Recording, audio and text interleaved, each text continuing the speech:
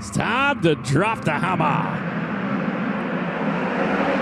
Drop it we do. Down into turn number 1 and 2. They're on the outside. That was close. Boy, I thought we were going to send one out into the weeds. Everybody maintains zone, hustles down through. Slide job for your race lead. Crossover, crisscross applesauce down to the inside. We go.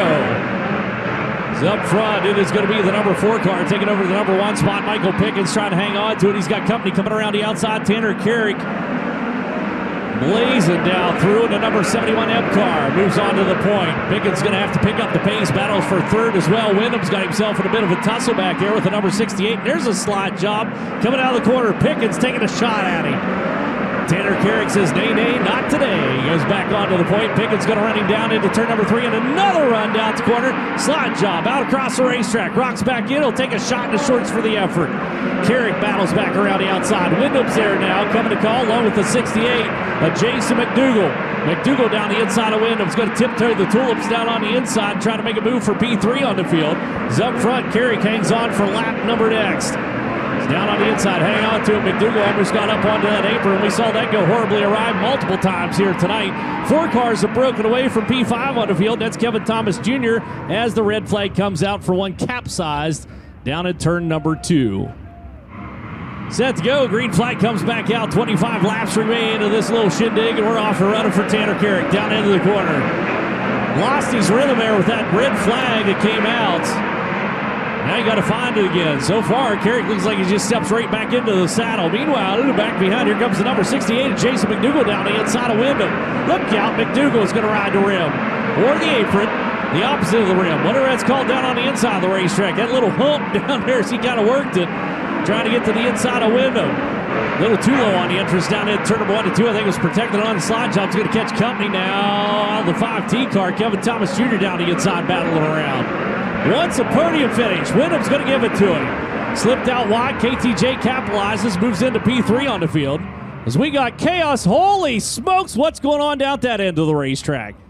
Watching the race for the lead, and we got 1, 2, 3, 4, 5 cars involved. Out comes Carson Macedo. That car tore up from the floor up. So here we go.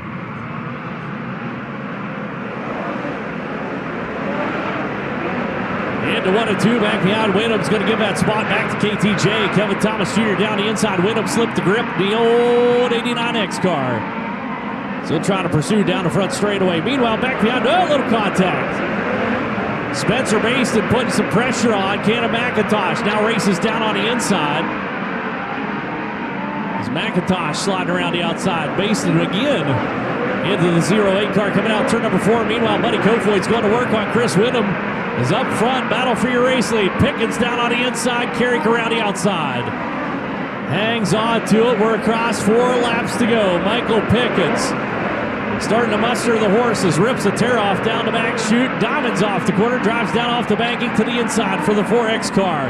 Slide jobs galore back behind. Wyndham got passed by KTJ, and now he's got, 4 cars all clustered around him. As they charge down into the corner, but Buddy Kofoid trying to come to call for your final podium spot here in these waning laps. Looks around the outside. Kevin Thomas Jr. down low, rooting and scooting off the bottom. As Kofoid takes the 67 deep down into the corner. 2 laps to go. Last time through, white flag. That time by for Tanner Carrick up front. Won the most recent race here at Placerville Speedway. He's going to win tonight on his preliminary night of the Hangtown 100. Carrick puts that one into the books. That is win number 134 for KKM. Tanner Carrick gives Keith Kunz Motorsports win number 134, which makes them the winningest driver entry in USAC national history. They got around Lewis, but here he comes. Make some noise for Tanner Carrick, pulling a double here tonight. Not only a feature event win, but a big win for KKM. Nice dismount, too. We'll send it down with Drake York. Thank you so much, Chet.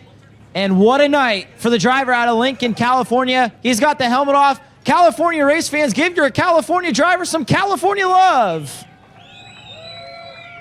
Tanner Carrick, your winner on night number 1 of the Hangtown 100, presented by Matt Wood Racing. And you said it, Chet, win 134 for Keith Kunz Motorsports. They are now the winningest entrant in USAC National Midget history.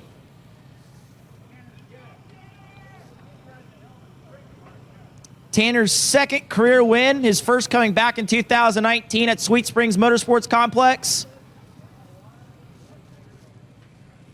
And he's been close to a midget win here a few times. He finally delivers, but Tanner, a historic night for Keith Kunz Motorsports. I know a lot of the drivers back in the KKM pit wanted to be the one that delivered this important win. So for you, what does this win mean, not only to win in your home state, but to deliver such a historical win?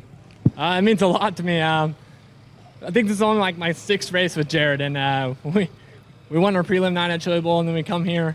And this was my race with him after the Chili Bowl, really. So we're 2 for 2. Me and Jared, he had this thing on rails. I struggled there the last couple of laps. I kept messing up in 3 and 4 on the curb. And I wasn't hitting the bottom as good in 1 and 2. I had to start slowing down for it. But other than that, we were pretty good. We were fast. Keith and Pete always there for me.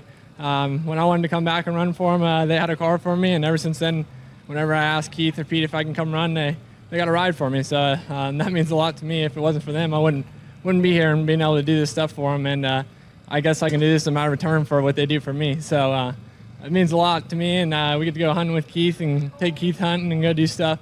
So it's pretty fun. We don't just race; we actually go do and hang out and do stuff as like a family. So it's pretty cool being with these guys and working with these guys. A couple races throughout the year. I mean, it's only my 3rd midget race or 4th midget race this year. So.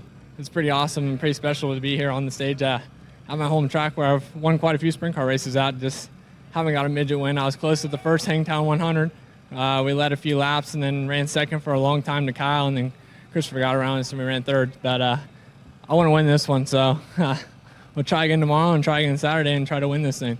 Michael Pickens threw some absolute haymakers on him, and you were able to return serve each and every time. How were you able to cross over each time to make sure you still had the lead by the exit of the corner?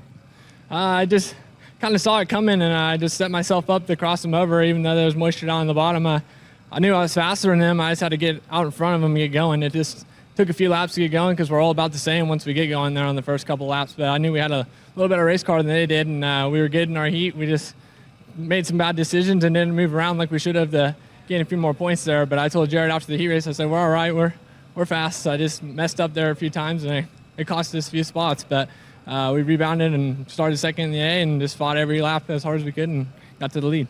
Tanner Carrick scores career win number 2 here tonight, the Hangtown 100.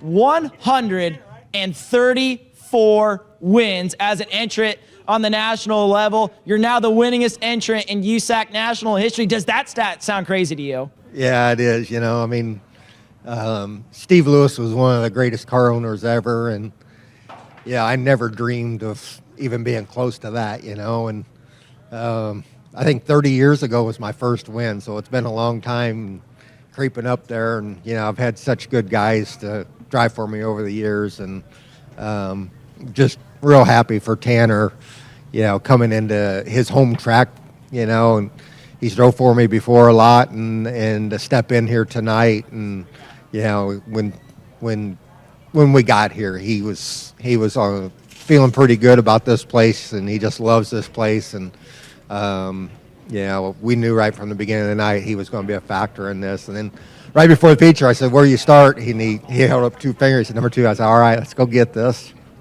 Keith Kunz, now the winningest entrant in USAC national history. A special night for Keith, as you heard him say, over 30 years in the making to get to this point for him and his organization.